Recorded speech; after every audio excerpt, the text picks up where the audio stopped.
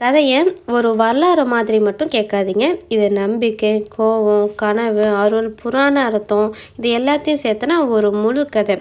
இது தேவாதி தேவர்களுக்கான கதை மட்டும் இல்லாமல் நம்ம எல்லாருக்குள்ளேயும் நடக்கிற ஒரு மனமாற்றம், மனப்புராணம்னு வச்சுக்கலாம் இந்த கதையை. வாங்க பார்க்கலாம் அது என்னன்னு. பல நூறு ஆண்டுகளுக்கு முன்னாடி இன்னைக்கு காளிப்பட்டிங்கிற பகுதி, இந்த பகுதி வந்துட்டு முன்ன அடர்ந்த காடு, மலை, வனப்பகுதியாக இருந்திருக்கு. ஒரு மூடின இடமா, யாருக்கும் அதிகமாக பரிச்சை இல்லாத இடமா இருந்திருக்கு. மக்கள் அந்த வழியாக போனால் கூட கொஞ்சம் பயப்படுவாங்களாம். ஏன் அப்படின்னா இந்த இடத்துக்குள்ள வந்துட்டு ஏதோ ஒரு உக்ரசக்தி இருக்குன்னு மக்கள் எல்லாம் நம்பியிருக்காங்க. ஊர் மக்கள் சொல்கிறாங்க, பழைய நம்பிக்கையில் என்னென்ன இந்த காட்டுக்குள்ளே காளியம்மன் வந்து உக்கிர வடிவில் வந்து இருந்ததாகவும் அருள் பாலிச்சாங்க அப்படின்னு. அநியாயம் செஞ்சவங்களை வந்துட்டு அந்த தீய எண்ணத்தில் இருக்கிறவங்களை, அநியாயம் செஞ்சவங்களை எல்லாத்தையும் இந்த பகுதி அருகே போனாவே அவங்கள வந்துட்டு வர முடியாத மாதிரி வச்சுருந்தாங்களாம் காளியம்மன்.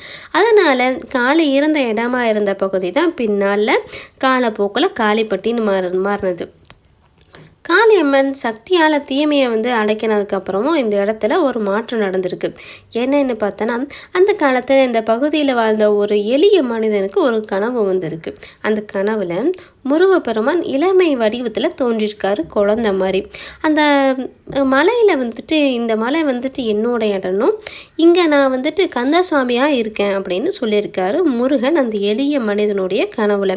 இந்த கனவு ஒரு நாள் இல்லாமல் பல நாட்கள் திரும்ப திரும்ப வந்ததாம். அந்த மனிதன் வந்துட்டு இந்த விஷயத்தை அவருக்குள்ளேயே வச்சுக்காம கொஞ்ச நாளைக்கு அப்புறம் ஊர் பெரியவர்களிடலாம் சொல்கிறாரு, எனக்கு இந்த மாதிரி கனவு வந்ததுன்னு. அவர்களும் அதை கேட்டுட்டு அதே மாதிரி கனவு அனுபவம் வந்துட்டு எங்களுக்கும் இருக்குன்னு அவங்களும் சொல்கிறாங்க. எங்களுக்கும் இந்த மாதிரியான அனுபவங்கள் நிறைய இருக்குன்னு. அதுக்கப்புறம் அந்த மலையில் வந்துட்டு சுத்தம் பண்ணுறாங்க. ஒரு நாள் முருகனோட திருவுருவம் சின்னம் வந்துட்டு அங்கே கிடைக்குது. அது கிடைச்ச உடனே அதுதான் இந்த தலத்தினுடைய ஆரம்பமாக மாறுது. முதல்ல வந்துட்டு இந்த சின்ன கல்லாக வச்சு சாமி கும்பிட்றாங்க. பிறகு வந்துட்டு சின்ன பீடமாக்குறாங்க. அதுக்கப்புறம் பக்தர்கள் எல்லாம் மெல்ல மெல்ல சேர்ந்து ஒரு சின்ன கோவிலை உருவாக்குறாங்க. யாராவது மனசு பாரமாக இருந்தால், வாழ்க்கை வந்துட்டு ரொம்ப குழப்பமாக இருந்தாங்கன்னா, அந்த மலைக்கு வந்தாங்கன்னா மனசை வந்துட்டு லேசாகுதுன்னு சொல்ல ஆரம்பிச்சிருக்காங்க பக்தர்கள் எல்லாம். இந்த நம்பிக்கையை ஒரு கோவிலாக மாறி இருக்கு பின்னால். நல்லா இந்த கதையை ஒரு புராணம் மாதிரி கேட்காதீங்க. ஏன்னா இது நம்ம வாழ்க்கையோட ரொம்ப நெருக்கமான ஒரு உண்மையாக மாறுற தருணம் இதுதான். என்னன்னு பார்க்கலாங்களா? ஒரு காலத்தில் இந்த உலகம் வந்துட்டு அமைதியாக இல்லை. அப்போ வந்துட்டு தேவர்கள் கூட பயம், குழப்பம், நம்பிக்கை இல்லாமல் நம்பிக்கை இழந்து போய் இருந்திருக்காங்க. அதுக்கு காரணமாக இருந்தது ஒரே ஒருத்தர் தான், அதுதான் சூரபத்மன். அவன் பலத்தால் மட்டும் ரொம்ப டேஞ்சரான பர்சனாக இல்லாமல் நான் தான் எல்லாம் அப்படிங்கிற ஒரு அகங்காரமும் அவனோட அகந்தையும் அவனை வந்துட்டு அதுதான் உண்மையான பலம்னு அவனை நம்ப வச்சுது. ஆனால் அவன் வந்துட்டு யுத்தத்தில் ஜெயிக்கல, மனசலால் அவனை ஜெயிச்சுக்கிட்டான், நம்ம தான் ரொம்ப பெரிய ஆள் அப்படின்னு. இந்த உலகம் வந்துட்டு தவறான திசையில் போகிறத பார்த்த பார்வதி தேவி ஒரு விஷயம் புரிஞ்சுக்கிட்டாங்க. தீமையை ஜெயிக்க வலிமை மட்டும் போதாது, தூய மனசு வேணும்னு. அதனால தான் அவங்க ஆழ்ந்த தவம் செஞ்சாங்க.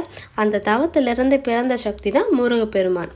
தீமையை ஜெயிக்க மூத்த அனுபவம் தேவையில்லை, தூய எண்ணம் மட்டும் போதும்னு நினச்சாங்க. அதனால தான் முருகன் வந்து இளமையின் தெய்வமாகவும் இருக்கார். சூரபத்மன் வந்து வெளியில் இருக்கிற ஒரு அரக்கன் மட்டும் இல்லாமல் அவன் தான் வந்துட்டு நம்மளுடைய அகங்காரம், நம்ம கோபம், நம்ம பயம், நம்ம ஸ்ட்ரெஸ்ஸு, நம்ம கன்ஃபியூஷன்ஸு. முருகன் வந்துட்டு கையில் வேல் இருக்குது முருகன் கையில், ஆனால் அவர்கிட்ட கன் இல்லை, வேல் இல்லை. அதுதான் மக்களுக்கு வந்துட்டு தெளிவு. என்னென்னா எது சரி எது தவறு பிரித்து தெரிஞ்சுக்கிட்டோன்னு வச்சுக்கோங்களேன், வாழ்க்கையை வந்துட்டு சரியான பாதையில் போக ஆரம்பிச்சிடும். எது நம்ம பண்ணுறதை வந்துட்டு எது கரெக்டு எது தப்புன்னு தெரிஞ்சுக்கிட்டோம் அப்படின்னா வாழ்க்கையை வந்துட்டு வேறு பாதையில் நம்மளை இழுத்துட்டு போக ஆரம்பிச்சிடும். அதுதான் இதில் சொல்கிறாங்க.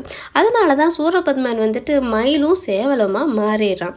தீமை அடைஞ்சதோடு மட்டும் இல்லாமல் தீமை வந்துட்டு அடங்கியும் ஒரு நல்லதாக மாறியதையும் காட்டுற சின்னம் தான் இது. முருகனோட கொடியில் வந்துட்டு சேவல் சின்னமும் முருகனோட வாகனமாக மயில் மாறியது. இந்த தளத்தில் அதிசயம் என்னென்னா, உடனே நடக்கிற மந்திரம் இல்லை. இது உடனே மந்திரம் போட்டு உடனே மாறிடுற மாதிரி மெதுவாக மாறுறதும். அப்படின்னா மெதுவாக நம்ம மனசுக்குள்ளே மாற்றத்தை ஏற்படுத்தும் இந்த தலம். கொஞ்சம் கொஞ்சமாக மாறும் மனசு. ஒரு குழந்தை வந்துட்டு பல நாளாக பேசாமல் இருந்திருக்கு. மருத்துவம்லாம் செஞ்சு பார்க்குறாங்க, எதுவும் உதவாமல் இருந்திருக்கு. காளிப்பட்டிக்கு வராங்க அவங்க அப்பா அம்மா. அம்மா வந்துட்டு ஒன்றும் கேட்கல, எனக்கு மனசு வந்துட்டு அமைதி வேணும்னு மட்டும்தான் கடவுள்கிட்ட வேண்டிக்கிறாங்க. சில நாட்களில் குழந்தை வந்துட்டு நல்லா பேச ஆரம்பிச்சிடுறாங்க. இது அந்த அம்மாவோடைய ஒரு அனுபவம். ஒரு இளைஞன் வந்துட்டு வாழ்க்கையில் எதுவும் சரியாக போகலை அப்படின்னு கனவுல வந்துட்டு முருகன் சொல்லியிருக்காரு, நீ தேடுறது வந்துட்டு வெளியில் இல்லை, அவன் உனக்குள்ளே தான் இருக்குது, உனக்குள்ளே தான் அந்த மாற்றம் எல்லாம் இருக்குது, வாழ்க்கை வந்துட்டு மாறல, ஆனால் நான் மாறினேன் அப்படின்னு அந்த மனுஷன் சொல்லியிருக்காரு. அந்த இளைஞர் வந்து சொல்லியிருக்காரு, முருகன் வந்துட்டு என் கனவுல இந்த மாதிரி சொன்னார், நீ தேடுறது உனக்குள்ளே தான் இருக்குது அப்படின்னு. ஒரு பெண் வந்துட்டு எப்போதுமே பயமாக இருந்திருக்காங்க. முருகன் முன்னாடி வந்துட்டு அழுது மனசு வந்து அழுதுருக்காங்க. அதுக்கப்புறம் வந்துட்டு கோவிலில் போய் அழுதுக்கப்புறம் மனசு அமைதியாகிருக்கு. இன்றைக்கும் முருகான்னு சொன்னாலே பயம் அடங்குதுன்னு சொல்கிறாங்க அந்த பெண். காவிப்பட்டி கந்தசாமி கோவிலில் மட்டும் இல்லை, அது மனசு சாந்தி கிடைக்கிற கோவிலாக தான் மக்கள் எல்லாருக்கும் தெரியும்.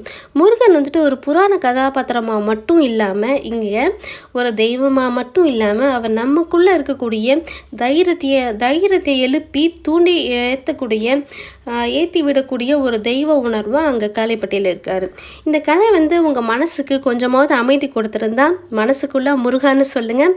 இந்த முழு விளக்கம் உங்களுக்கு பிடிச்சிருந்துச்சுன்னா லைக் பண்ணுங்கள், கமெண்ட் பண்ணுங்கள். யாருக்காவது ஸ்ட்ரெஸ் இருந்துச்சுன்னா, குழப்பமாக இருந்தாங்கன்னா இந்த வீடியோவை ஷேர் பண்ணுங்கள். இப்படிப்பட்ட புராண கதைகள் தல வரலாறுலாம் தெரியணுன்னா நம்ம சேனலை சப்ஸ்கிரைப் பண்ணி வைங்க. தேங்க்யூ.